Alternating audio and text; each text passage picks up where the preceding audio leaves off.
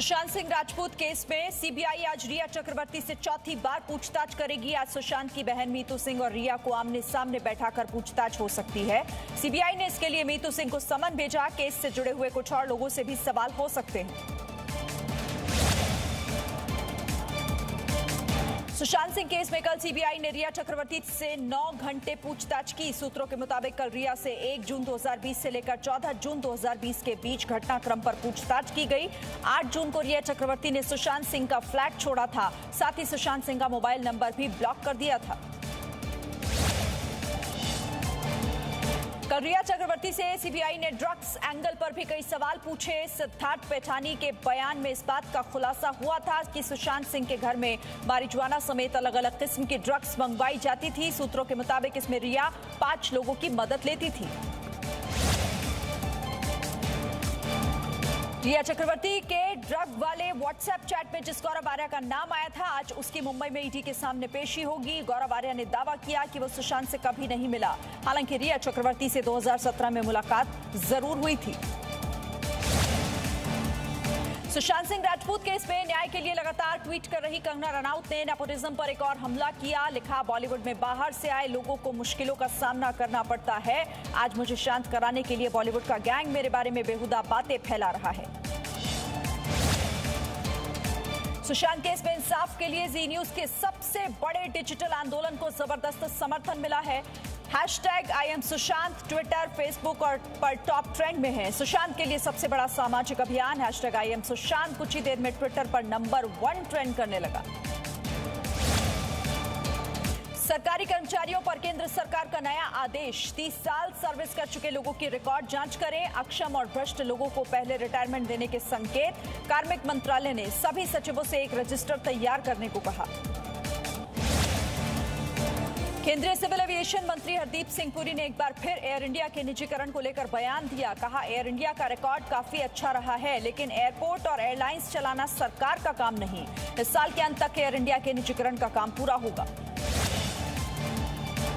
कांग्रेस सांसद राहुल गांधी का केंद्र सरकार पर हमला जारी। ट्विटर पर लिखा, 3 वजहों से देश की अर्थव्यवस्था बर्बाद हुई। आज सुबह 10 बजे एक वीडियो शेयर करने की बात कही। हर सोशल मीडिया चैनल पर रखेंगे अपनी बात।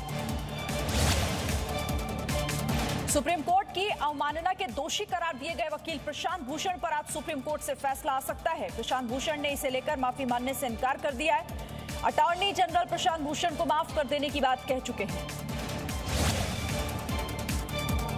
विदेशी जमातियों की याचिकाओं पर आज सुप्रीम कोर्ट में सुनवाई होगी। 13 जमातियों की मांग है कि बिहार में कई कोर्ट में उनके खिलाफ चल रहे मामलों का एक ही कोर्ट में ट्रायल हो। सरकारी गाइडलाइन का उल्लंघन करने पर जमातियों के खिलाफ FIR दर्ज हुई थी। यूपी के प्रयागराज में पूर्व सांसद अतीक अहमद पर योगी सरकार की कार्रवाई। अतीक अहमद की अवैध रूप से बनाई गई 6 संपत्तियां जल्द ही कुर्क की जाएंगी। डीएम ने आदेश जारी किया। अतीक अहमद की 6 संपत्तियों को गैंगस्टर एक्ट के तहत 14 सितंबर से पहले कुर्क करने का आदेश। उत्तर प्रदेश में लव जिहाद के बढ़ते मामलों पर मुख्यमंत्री योगी आदित्यनाथ ने सख्त रुख अपनाया। कहा, जहां भी लड़कियों को धोखे में रखकर शादी और प्रताड़ित करने के मामले जानकारी में आए, उन पर पुलिस फौरन कार्रवाई करे। उत्तर प्रदेश में अगले साल होने वाले पंचायत चुनाव लड़ने वाले उम्मीदवारों की योग्यता में बड़ा बदलाव संभव। सूत्रों के मुताबिक 2 से ज्यादा बच्चों वाले उम्मीदवारों को पंचायत चुनाव लड़ने पर रोक लगाई जा सकती है। इसके साथ ही न्यूनतम शैक्षणिक योग्यता भी तय होने की उम्मीद है। अयोध्या के प्रमुख जगहों पर भगवान राम, माता सीता और बजरंगबली की कांस्य प्रतिमा लगाने का प्रस्ताव। अयोध्या विकास प्राधिकरण के इस प्रस्ताव में शहर में कांस्य की 7 प्रतिमाएं 1 करोड़ 67 लाख की लागत से लगी। महाराष्ट्र के पालघर में साधुओं की पीट कर हत्या के मामले में 3 पुलिस वालों को सेवा से बर्खास्त किया गया। बर्खास्त होने वाले पुलिस वालों में एक ASI भी शामिल है।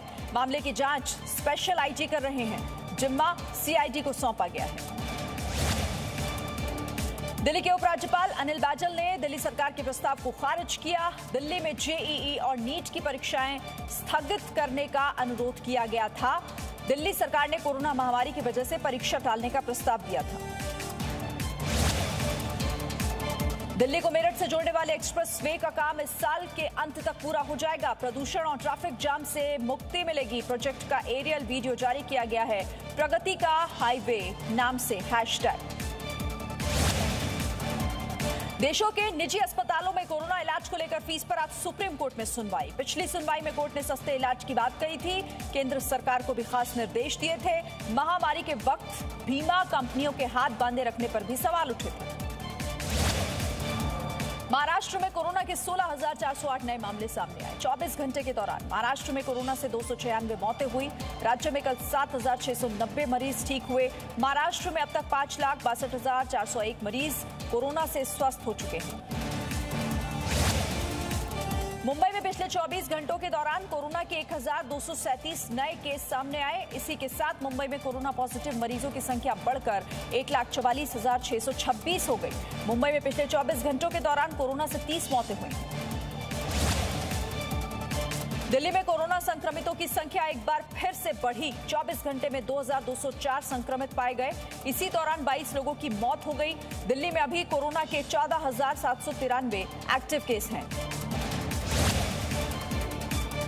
मध्य प्रदेश में भारी बारिश और बाढ़ से 9 जिलों में तबाही। राहत शिविरों में 9,000 से ज्यादा लोग रहने को मजबूर हुए। मुख्यमंत्री शिवराज सिंह चौहान ने पीएम मोदी को बाढ़ के हालात पर जानकारी दी। देवास, हरदा, होशंगाबाद, सीहोर और रायसेन का हवाई सर्वे किया। 170 राहत कैंप लगाए गए। मध्य प्रदेश में लगातार बारिश से मंदिर भी पानी में डूब गए। मंदसौर के पशुपतिनाथ मंदिर में पानी भरा। शिवना नदी का जलस्तर तेजी से बढ़ रहा है। नदी में उफान की वजह से मंदिर के गर्भगृह तक पानी पहुंचा। भगवान पशुपतिनाथ की मूर्ति के 4 मुखों से ऊपर तक पानी पहुंचा।